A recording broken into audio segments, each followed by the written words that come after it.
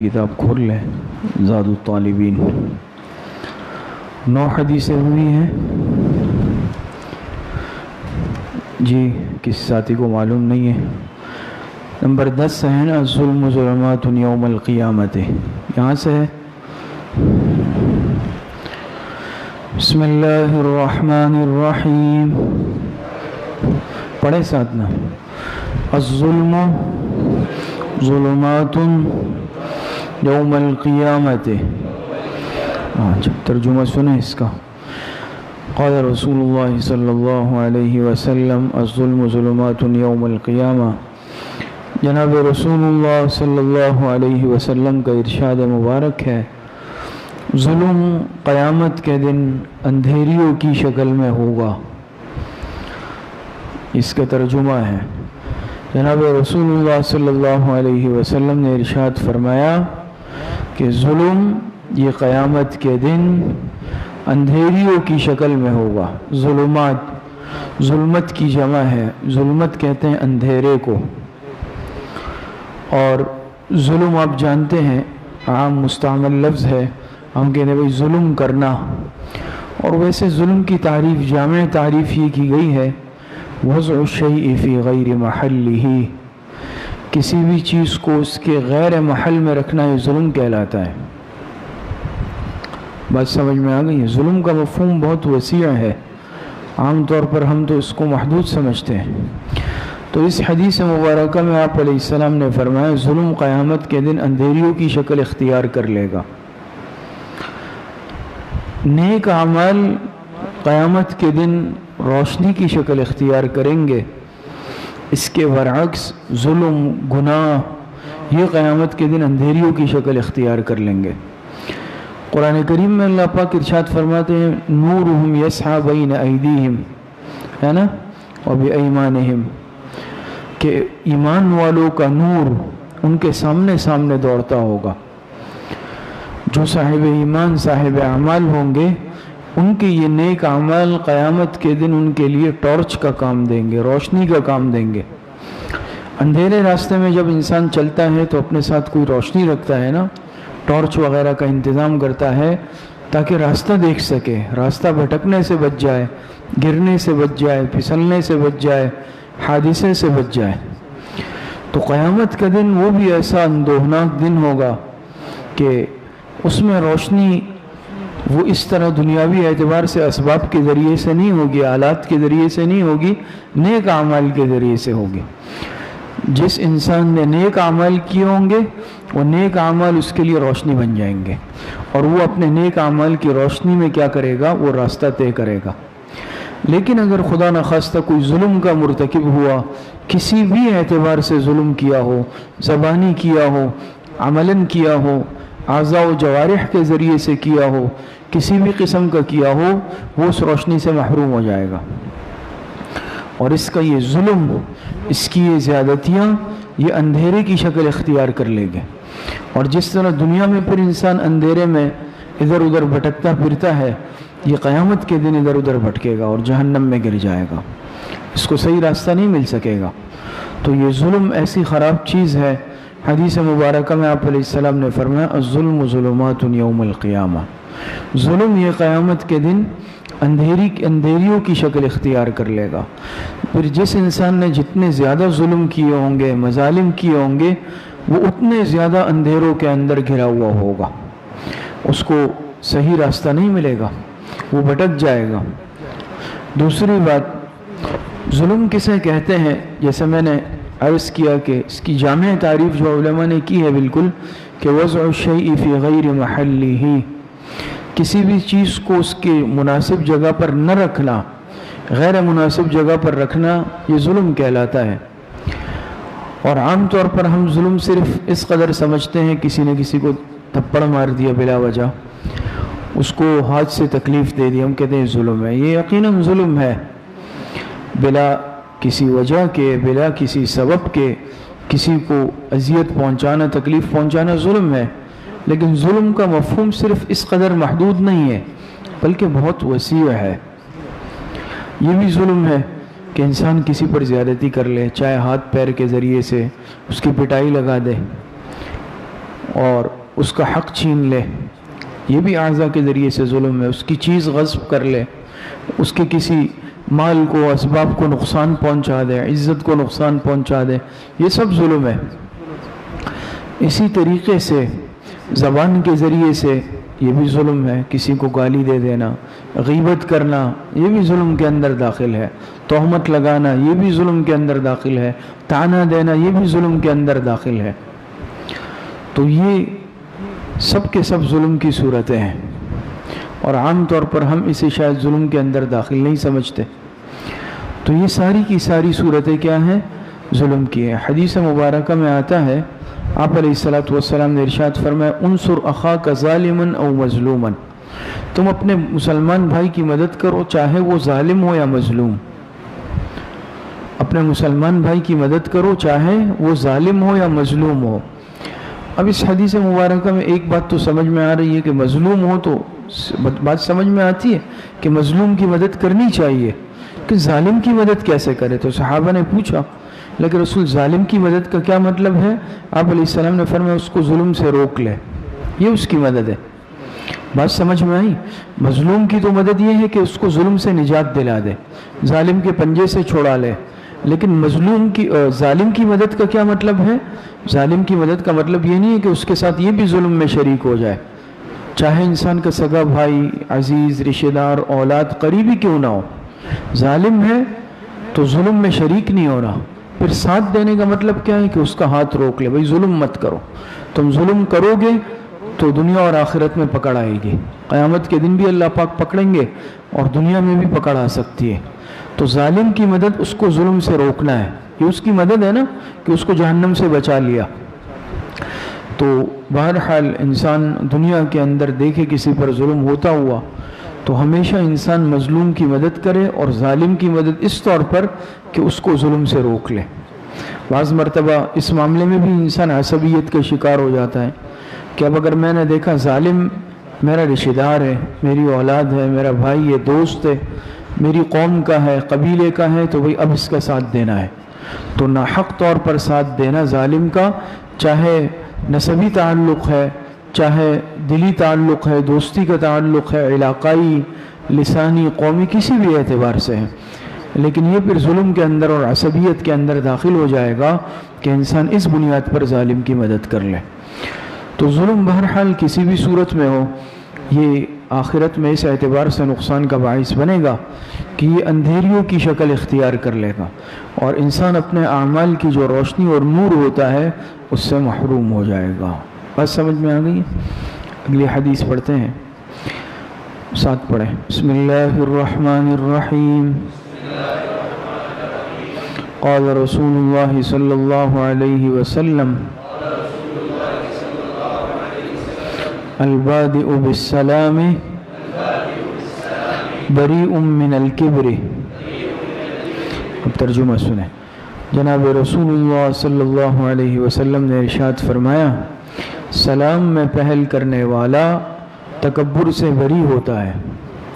سلام میں پہل کرنے والا شخص یہ تکبر سے بری ہے. ترجمہ سمجھ میں آ گیا؟ البادئ، بادئ معنی ابتدا کرنے والا، پہل کرنے والا، اور سلام کے معنی سلام ہے، جیسے ہم سلام کرتے ہیں السلام علیکم. بریء، بری معنی بری الذمہ ہے، اور کبر سے مراد تکبر ہے، بڑائی ہے. تو آپ علیہ السلام نے ارشاد فرمایا سلام میں پہل کرنے والا شخص یہ تکبر سے بری ہے. بات سمجھ میں آ رہی ہے؟ تو اس حدیث سے ہمیں کیا تعلیم ملتی ہے؟ کہ انسان سلام میں پہل کر لے. اسی لیے علماء نے لکھا کہ عدم ابتدا بالسلام یہ تکبر کی علامت ہے. عدم ابتدا بالسلام، سلام میں پہل نہ کرنا، دوسرے کے سلام کا انتظار کرنا. اصل میں اس کی منشائی کیا ہوتی ہے؟ اب کسی سے سامنا ہوا، میں سلام نہیں کر رہا ہوں، میں چاہ رہا ہوں وہ کر لے، کیوں میں اپنے آپ کو بڑا سمجھ رہا ہوں، اس کو حقیر سمجھ رہا ہوں، تبھی تو یہ جذبات ہے نا. تو آپ علیہ السلام نے فرمایا جو سلام میں پہل کر لے گا یہ تکبر سے بری ہے. اسی لیے علماء نے لکھا کہ یہ تکبر کا علاج بھی ہے کہ انسان سلام میں پہل کی عادت ڈال لے، چاہے سامنے کوئی آئے، بڑا آ جائے، چھوٹا آ جائے، غریب آ جائے، امیر آ جائے، کوئی بھی ہے، یہ نہیں ہے کہ امیر آ گیا تو میں پہل کر رہا ہوں، غریب آ گیا تو میں نہیں دیکھ رہا۔ آج کل جہاں دیگر اعمال میں، سنتوں میں ہم میں تنزلی آئی ہے، کمزوری آئی ہے، وہاں اس سنت میں بھی بہت کمزوری آ گئی ہے، سلام کا اہتمام نہیں ہے۔ اور پھر خاص طور پر ابتدا بالسلام، یہ مرض آج عام ہو چکا ہے، پھر خاص طور پر دیندار طبقے میں زیادہ ہے عوام کے مقابلے میں۔ اور بعض دفعہ تو ہم کہنے بھئی یار میں تو عالم ہوں، یا میں دعوت کے کام سے جڑا ہوا ہوں، یا میں فلاں دین کے شعبے سے جڑا ہوا ہوں، چلو یار یہ مجھے سلام کرے گا۔ تو یہ اور زیادہ خطرناک بات ہے کہ میں تو دین پڑھنے والا ہوں۔ اب ہم سب طلبہ ہیں، دین سیکھ رہے ہیں نا، اب یہاں سے مثال کے طور پہ میں اٹھ کے جاؤں اور میں سامنے والے کے سلام میں پہل کا انتظار کروں، تو یہ تو علم پر عمل کرنا ہی نہیں ہوا کہ میں یہاں بیٹھ کے پڑھا بھی رہا ہوں اور نیچے اتر کر اس کے خلاف کر رہا ہوں، یا میں یہاں طالب علم ہوں پڑھ رہا ہوں، یا کوئی ساتھی پڑھ رہا ہے اور وہ اس کے عمل خلاف کر رہا ہے کہ نیچے جا کے سلام میں پہل نہیں کر رہا، راستے میں کوئی مسلمان بھائی آ رہا ہے، ساتھی آ رہا ہے تو سلام میں خود پہل کرے۔ حدیث مبارکہ میں آتا ہے آپ علیہ السلام نے فرمایا کہ افشوا السلام، سلام کو عام کرو، واطعموا الطعام ادخلوا الجنت بسلام۔ آپ علیہ السلام نے سلام کو عام کرنے کا حکم دیا نا، افشوا السلام، افشا کرنا، پھیلانا۔ آپ نے فرمایا سلام کو پھیلاؤ، سلام کو عام کرو۔ بات سمجھ میں آ رہی ہے؟ اور مسکینوں کو، بھوکوں کو کھانا کھلاؤ اور جنت میں سلامتی کے ساتھ داخل ہو جاؤ۔ بات سمجھ میں آ رہی ہے؟ اور ہمارا جو دین اسلام ہے اتنا خوبصورت اور پیارا دین ہے کہ دیکھیں اس میں سلام کے جو الفاظ ہیں وہ بھی دعا ہے۔ ہر مذہب کا اپنا اپنا سلام ہے، اپنا اپنا طریقہ ہے، کوئی مختلف، کوئی کیا الفاظ کہتا ہے، کوئی گڈ مارننگ کہتا ہے، کوئی خوش آمدید کہتا ہے، کوئی نمستے کہتا ہے، کوئی کیا کہتا ہے، جو بھی ہے۔ لیکن اسلام نے جو طریقہ سکھایا ہے وَإِذَا حُيِّيتُم بِتَحِيَّةٍ فَحَيُّوا بِأَحْسَنَ مِنْهَا أَوْ رُدُّوهَا، قرآن کریم میں اللہ پاک ارشاد فرماتے ہیں۔ تو سلام کا طریقہ ہے السلام علیکم یا ورحمۃ اللہ وبرکاتہ، جتنے زیادہ الفاظ ہوں گے اتنی زیادہ نیکیاں ملے گی۔ یہ سلام بھی ہے اور دعا بھی ہے، اور جواب میں سامنے والا کیا کہے گا؟ وعلیکم السلام ورحمۃ اللہ۔ علماء نے عجیب بات لکھی کہ اس کو معمولی نہیں سمجھا جائے، سلام کو یہ ایک دعا ہے، اور کسی مسلمان کے حق میں اگر یہ دعا بھی صرف قبول ہو گئی نا تو اس کا کام بن جائے گا، اس کا بیڑا پار ہو جائے گا۔ ایسا ہے یا نہیں کہ بھئی تم پر سلامتی ہو، اللہ پاک کی رحمت اور برکتیں ہوں، یہ دعا اللہ پاک قبول کر لے تو اور کیا چاہیے؟ اور جواب میں وہ بھی سلامتی کی دعا دے رہا ہے۔ بات سمجھ میں آ رہی ہے؟ تو اصل سنت سلام کے الفاظ سے ادا ہوگی، علماء نے لکھا ہے۔ بات سمجھ میں آ رہی ہے؟ بعض دفعہ ٹھیک ہے ہمارے علاقائی الفاظ ہوتے ہیں، قومی الفاظ، ہر زبان والوں کے، قوم والوں کے اپنے خوش آمدیدی کلمات ہوتے ہیں، وہ اپنی جگہ پر ہے، لیکن سلام کی سنت تب ادا ہوگی جب السلام علیکم کہا جائے۔ باقی جو خوش آمدیدی کلمات یا جو بھی ہیں کسی قوم کے ہیں، زبان والوں کے، علاقے والوں کے، وہ اپنی جگہ، لیکن سنت اس عمل سے ادا نہیں ہوگی۔ سنت ان الفاظ سے ادا ہوگی جو حضور علیہ الصلوۃ والسلام نے بتائے ہیں کہ سلام کرنا السلام علیکم ورحمۃ اللہ۔ یہ بات سمجھ میں آ رہی ہے؟ تو یہ سلام کرنا یہ سنت ہے۔ دوسرا، بعض مرتبہ ہم صرف ایسے ہاتھ کے اشارے پر اکتفا کرتے ہیں، اس سے سنت ادا نہیں ہوتی سلام کی۔ بات سمجھ میں آ رہی ہے؟ زبان سے ادا کرنا ضروری ہے۔ بات سمجھ میں آ رہی ہے؟ صرف دور سے ایسا اگر اشارہ کر دیا تو یہ تو ایک اشارہ ہے، لیکن سلامتی کے الفاظ تو نہیں کہے۔ اسی لیے علماء نے لکھا ہے کہ قریب ہے تو پھر مصافحہ ہے اور سلام کے الفاظ ہے۔ بعض دفعہ ہم صرف بس خاموش مصافحہ کرتے ہیں، تو خود و مصافحہ تو ہوا لیکن سلامتی کے الفاظ تو ادا نہیں کیے۔ پھر چاہے ہم اونچی آواز سے یا درمیانی یا پھر پست آواز سے، لیکن ادا کریں، اس کا تکلم زبان سے کرنا ہے۔ اب صرف زبانی بس خاموشی کے ساتھ ایسا مصافحہ کیا تو سلامتی کے الفاظ تو نہیں کہے نا۔ بات سمجھ میں آ رہی ہے؟ یہ آداب سیکھنے کے ہیں۔ تو سلام کی سنت تب ادا ہوگی جب ہم زبان سے بھی السلام علیکم ورحمۃ اللہ کے الفاظ کہیں گے۔ بات سمجھ میں آئی؟ قریب ہے تو مصافحہ کریں، دور ہے تو ہاتھ کے اشارے سے، لیکن ساتھ میں السلام علیکم کہیں۔ یہ بات سمجھ میں آئی؟ اسی طرح بعض دفعہ ایسا ہوتا ہے کوئی غائب کسی غائب کے لیے سلام بھیجتا ہے، بھئی آپ گاؤں جا رہے ہیں، آپ فلاں ملک جا رہے ہیں، یا آپ کوئی ملاقات کریں گے، بھئی والد صاحب کو سلام کہنا، بھائی کو سلام کہنا۔ بات سمجھ میں آئی؟ اس طرح بھی سلام کہلوایا جا سکتا ہے، اس میں کوئی حرج نہیں ہے۔ تو پھر اس کا جواب کیسے ہوگا؟ اس کا جواب سمجھ لیں. اگر کسی نے آ کے آپ کو کہا بھی فلاں آپ کو سلام کہہ رہے تھے، فلاں نے سلام کہا ہے، وعلیک وعلیہ السلام، ہم کہتے ہیں وعلیکم السلام. وعلیکم السلام تو آپ نے تو سامنے والے کو جواب دیا، اصل جس نے سلام بھیجا ہے اس کو تو جواب نہیں دیا. نہیں سمجھ میں آئی بات؟ تو اس کا جواب ہم کیسے دیں گے؟ وعلیک وعلیہ السلام، تم پر بھی سلامتی ہو اور جس نے سلام بھیجا ہے اس پر بھی. تو ایک تو سامنے والے کو بھی دے دی دعا، اور جس غائب نے سلام بھیجا ہے اس کو بھی جواب دے دیا. اس کا جواب اس طرح ہوگا. یہ بھی زبان سے ادا کرنا ہے. کسی نے کہا بھئی آپ فلاں نے سلام کہا ہے، بس ہم سر ہلا دیتے ہیں، خاموش ہو جاتے ہیں، جواب تو نہیں دیا. تو جواب تب ہوگا جب ہم زبان سے کیا کہیں گے؟ وعلیک وعلیہ السلام. سب کو سمجھ میں آ رہی ہے؟ اس طرح جواب دیتے ہیں. بات سمجھ میں آ رہی ہے؟ تو یاد رکھیں، سلام کرنا سنت، جواب دینا واجب ہے. جواب دینا واجب ہے. واجب کا درجہ تو اس سے بھی بڑھ کر ہے نا. کوئی سلام کرے، خدا نخواستہ ہم جواب ہی نہیں دیں، بے اعتنائی اختیار کریں، تو ایک تو وجوب سے محرومی کا گناہ، مسلمان کی اہانت کا گناہ، اس کی حقارت کا گناہ، سنت کو معمولی سمجھنے کا گناہ، یہ سب گناہ ہم کما لیتے ہیں. بات سمجھ میں آ رہی ہے؟ اول تو ابتدا بالسلام کی کوشش کریں، اس کی عادت ڈالیں. عربوں کے اندر بہت زیادہ عادت ہے، وہ ابتدا بالسلام کرتے ہیں.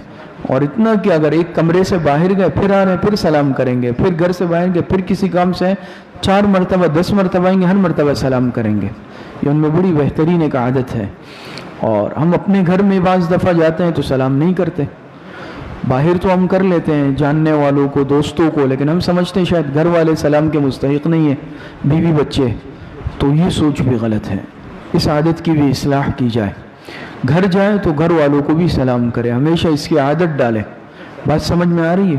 اسی طریقے سے اگر کسی سے ملاقات کے لیے جائیں تو اس میں بھی بہتر طریقہ یہی ہے کہ باہر سے سلام کیا جائے، السلام علیکم ورحمۃ اللہ، اور پھر اس کے بعد اپنا تعارف کرا دیں. اس میں بھی آج بہت کوتاہی ہے اس عمل میں. بس ہم گھنٹی بجاتے ہیں السلام، پھر خاموش کھڑے ہو گئے. اور حدیث میں بھی واقعہ آتا ہے نا کہ ایک صحابی حضور علیہ السلام سے ملنے آئے، دروازہ کھٹکھٹایا، آپ نے فرمایا کون؟ تو انہوں نے کہا میں. آپ نے فرمایا میں کون؟ آپ نے ناراضگی کا اظہار کیا، ناپسندیدگی کا، کہ میں تو تعارف نہیں ہے نا. تعارف کیا ہے کہ انسان اپنا نام بتا دے. بات سمجھ میں آئی؟ بعض تعارف بتانے کو بھی جو ہے اس سے بھی ناراض ہوتے ہیں کہ بھئی یہ مجھے پہچانا نہیں. تو یہ یاد رکھیں طریق سنت کے خلاف ہے. اس بنیاد پر ناراضگیاں کرنا، ان طریقوں کو چھوڑنا، سامنے والوں کو، گھر والوں کو مشکل کے اندر ڈالنا، یہ غلط ہے. آج ہم چاہتے ہیں کہ بس جہاں جاؤں تو تعارف کی ضرورت ہی نہیں پڑے.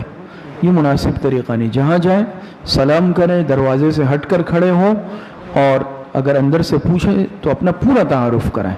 بعض دفعہ صرف نام سے بھی پتہ نہیں چلتا. مثال کے طور پہ اب عمران بھائی ہے ہمارے، کہا عمران، اب عمران ہو سکتا ہے عمران نام کے 2-3 ساتھی ہوں، ان کے رشتہ دار ہوں، اس سے بھی پتہ نہیں چلے گا نا.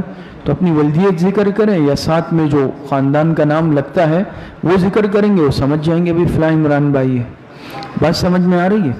تو یہ سارے کے سارے کیا ہے؟ یہ آداب ہیں. اسی طریقے سے سلام میں پہل کرنے والا تکبر سے بری ہے، لیکن یہ اس صورت میں ہے کہ جب آمنے سامنے دونوں پیدل آ رہے ہیں یا دونوں سواری پر ہے. بات سمجھ میں آ رہی؟ لیکن ترتیب علماء نے ادب کی یہ لکھی ہے سلام میں پہل کی کہ سواری پر چلنے والا پیدل چلنے والوں کو سلام میں پہل کرے گا، پیدل چلنے والا بیٹھے ہوئے کو پہل کرے گا. ترتیب یہ ہے، ادب یہ ہے. اس کے برخلاف بھی ہو سکتا ہے، لیکن ترتیب اور آداب یہ ہے کہ سواری پر چلنے والا پیدل چلنے والوں کو سلام کرے، پیدل چلنے والا بیٹھے ہوئے کو سلام کرے. بات سمجھ میں آئی؟ اس کے برعکس بھی بعض دفعہ ہو جاتا ہے. لیکن اگر دونوں سواری پہ ہیں، دونوں کا پیدل آمنا سامنا ہوا، اب جو سلام میں پہل کرے گا وہ تکبر سے بری ہوگا. اور اتنا آسان نہیں ہے. دیکھیں نا، یہ علاج بھی علماء نے لکھا ہے. یہ تکبر کا بہترین علاج ہے. سلام میں پہل کی عادت انسان ڈال لے. آج شیطان عجب نفس پیدا کرتا ہے کہ بھئی تم کچھ ہو، یا عصبیت کا شکار کرتا ہے انسان کو کہ میں اس کو کیوں سلام کروں، یار یہ تو میری زبان والا آدمی نہیں ہے، میرے قوم کا نہیں ہے، قبیلے کا نہیں ہے. اور اب تو بڑھ کر اور زیادہ شیطان اس میں بہت زیادہ آگے تک کہ بھئی یہ ہماری ترتیب سے جڑا ہوا نہیں ہے. انسان کسی خاص دینی ترتیب سے جڑا ہوا ہوتا ہے، دوسرا مسلمان بھائی نہیں جڑا ہوا ہوتا. تو یہ جوڑنے کی ترتیب نہیں ہے. اس سے وہ یہ توڑ پیدا کرے گا، وہ دوری پیدا کرے گا کہ میں اگر اس بنیاد پر اس کے سلام کا جواب نہیں دے رہا ہوں یا سلام نہیں کر رہا ہوں کہ بھئی یہ میرے ساتھ ترتیب میں نہیں جوڑتا، بیٹھتا نہیں ہے، اٹھتا بیٹھتا نہیں ہے، میرے ساتھ مجالست نہیں کرتا، میں اس کے سلام کا جواب ہی نہیں دیتا۔ یاد رکھیں اس سے کبھی بھی آپ کسی کو نہیں جوڑ سکتے، لیکن یقیناً آپ دور ضرور کریں گے اور دلوں کے اندر نفرت اور کدورت پیدا ہوگی، تکبر کا گناہ بھی ملے گا، سنت سے دوری کا گناہ بھی ملے گا۔ تو بہرحال سلام میں پہل کی عادت ڈال لیں۔ بات سمجھ میں آ رہی؟ اور علماء نے ایک علاج تکبر کا یہ بھی لکھا کہ سلام میں پہل کرنا یہ انسان کو کیا کرتا ہے، تکبر کی جو یہ بری صفت ہے، مذموم صفت ہے، یہ دل سے مٹا دیتا ہے۔ بعض مرتبہ ہم چھوٹے بچوں کو سلام نہیں کرتے، بڑوں کو تو کرتے ہیں، بھئی یہ بچہ ہے۔ حضور علیہ السلام کی عادت مبارکہ تھی کہ راستے پر چلتے ہوئے اگر بچہ بھی سامنے آتا آپ اس کو بھی سلام کرتے۔ اب حضور علیہ السلام سے بڑا مرتبہ دنیا میں کسی کا نہیں ہو سکتا، کائنات میں، لیکن پیغمبر آخر الزمان صلی اللہ علیہ وسلم کا طریقہ کیا تھا کہ سامنے آنے والے بچوں کو بھی سلام فرماتے تھے راستے میں۔ تو بہرحال بڑا ہو یا بچہ ہو، یا آج کل ہم زیادہ سے زیادہ جاننے والوں کو کرتے ہیں، بھئی اجنبی کے لیے شاید نہیں ہے، تو شاید چاہے وہ اجنبی ہے چاہے جاننے والا ہے، سلام تو سب کو کرنا ہے نا، ثواب ملے گا، نیکی ملے گی، اور ایک دعا بھی ہے۔ تو چاہے اجنبی ہے چاہے جاننے والا ہے، چاہے انسان اپنے گھر جا رہا ہے، اپنی بیوی بچوں کو، چھوٹا ہے یا بڑا ہے، کوئی بھی ہے، سلام کی عادت ڈالے، اور خاص طور پر ابتدا بالسلام کی عادت ڈالے۔ تو اس کی برکت کیا ہوگی کہ دل کے اندر جو بڑائی کا یا تکبر کا پیدا ہونے کا خطرہ ہو، اس سے اللہ پاک نجات عطا فرمائیں گے۔ بات سمجھ میں آ رہی ہے؟ تو یہ 2 حدیثیں آج پڑھ لی، تیسری انشاءاللہ کل پڑھ لیتے ہیں۔ تو پہلی حدیث الظلم ظلمات یوم القیامہ، اس سے ہمیں کیا سبق ملتا ہے کہ ظلم قیامت کے دن اندھیریوں کی شکل میں ہوگا۔ پھر ظلم چاہے کسی بھی صورت میں ہو، ظلم کی کوئی بھی صورت ہے، لیکن یہ آخرت میں انسان کے لیے جو اعمال سے نورانیت اور روشنی اور نور پیدا ہوتی ہے، اس سے محرومی کا باعث بنے گی۔ کسی بھی اعتبار سے انسان ظالم دنیا میں نہ بنے، اور دنیا میں سب سے بڑا ظلم کیا ہے معلوم ہے؟ ان الشرک لظلم عظیم۔ قرآن میں اللہ نے فرمایا کہ دنیا میں سب سے بڑا ظلم یہ شرک ہے، شرک سے بڑا ظلم کوئی نہیں۔ کیوں؟ اللہ پاک اپنے ساتھ کسی شریک کو برداشت نہیں فرماتے۔ تو شرک کرنا، چاہے پھر شرک جلی ہے، شرک خفی ہے، کسی بھی اعتبار سے اللہ پاک کے ساتھ کسی کو شریک نہیں ٹھہرایا جا سکتا۔ بات سمجھ میں آ رہی ہے؟ اور دوسری حدیث ہم نے پڑھی البادئ بالسلام بریء من الکبر۔ اس سے آج ہم نے کیا سبق حاصل کیا؟ ایک تو یہ کہ سلام کی سنت کو زندہ کرنا ہے، سلام ہر ایک کو کرنا ہے، اجنبی کو بھی، جاننے والے کو بھی، بڑے کو بھی، چھوٹے کو بھی۔ اور پھر خاص طور پر میں نے عرض کیا کہ ابتدا بالسلام کی عادت ڈالنی ہے۔ کوشش کروں کہ میں سلام میں پہل کر لوں۔ بات سمجھ میں آ رہی ہے؟ میں سلام میں، ایسے ہم نے اپنے اساتذہ سے، بڑوں سے سنا کہ ہمارے علماء میں، بڑوں میں، بزرگوں میں ایسے گزرے ہیں کہ ان سے کوئی پہل کر ہی نہیں سکتا تھا۔ ہم نے اپنے متعدد اساتذہ سے سنا، حضرت مولانا ادریس میرٹھی رحمۃ اللہ علیہ جو بنوری ٹاؤن کے بڑے حدیث کے اساتذہ میں سے تھے، حضرت کشمیری کے شاگرد تھے، وہ اپنے کافی اساتذہ سے سنا کہ ان سے کوئی سلام میں پہل کبھی نہیں کر سکتا تھا۔ اور بعض اساتذہ فرماتے ہیں کہ ہم کوشش بھی کرتے تھے کہ آج ہم پہل کریں گے، لیکن جیسے ہی سامنا ہوا وہ فوراً سلام کرتے تھے۔ تو آج ہم جو ہے بہرحال یہ صفت بھی آج ہم میں بہت زیادہ کمزور ہوتی جا رہی ہے، تو سلام کو پھیلانا بھی ہے اور سلام میں پہل کی عادت بھی ڈالنی ہے۔ اللہ پاک سے عمل کی توفیق عطا فرمائے۔